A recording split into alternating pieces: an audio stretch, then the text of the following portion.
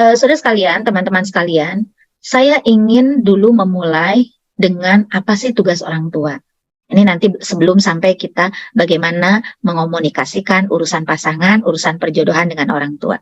Yang pertama, eh, tugas orang tua itu adalah mendorong, mendampingi, menjadikan anaknya mandiri. Nanti teman-teman semua juga manakala insya Allah dipercaya untuk berpasangan, kemudian punya anak, ini juga bekal bahwa salah satu tugas orang tua itu adalah mendampingi, mengantarkan, menjadikan anak mandiri.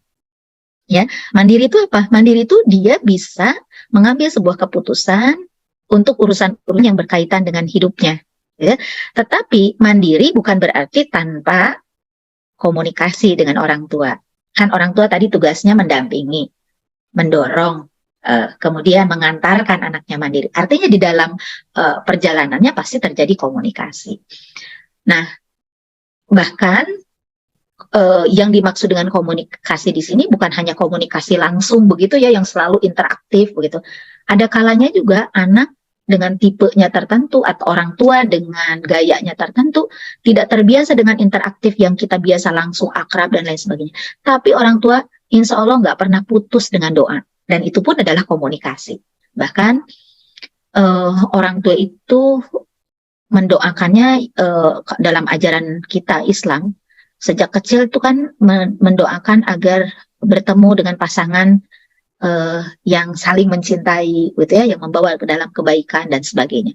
Itu sejak kecil bahkan sudah dikasih doa seperti itu, dan itu adalah tugas orang tua, gitu ya. Nah, berikutnya sebuah kondisi yang ada di hadapan kita, ini saya yakin teman-teman pun sudah merasakan lah bahwa orang tua itu punya rasa khawatir manakala anaknya, saya tidak hanya menyebutkan angka 30 ya, tetapi manakala usianya sudah pantas untuk berpasangan. Ya, karena angka ini bergeser gitu ya. Ketika zaman tahun 80-an, angka 25 itu bisa jadi patokan. Kalau sekarang di era tahun 2020-an, 25 itu masih muda lah gitu ya. Tapi kalau sudah angka 30 memang kelihatannya udah rada-rada gitu ya.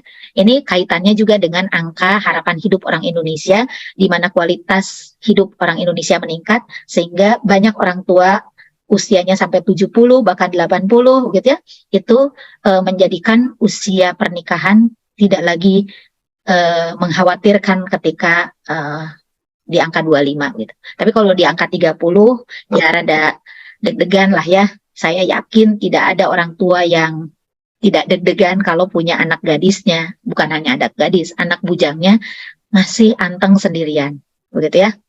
Nah, tentu saja ini juga yang mengantarkan kita semua yang hadir di sini untuk mempersiapkan diri, gitu ya. Jangan dulu nunggu angka 30 atau lebih, tapi bagaimana sebelum angka itu kita sudah bisa menemukan calon pasangan yang dirasakan akan menjadi pendamping seumur hidup kita, bahkan til jannah. Mudah-mudahan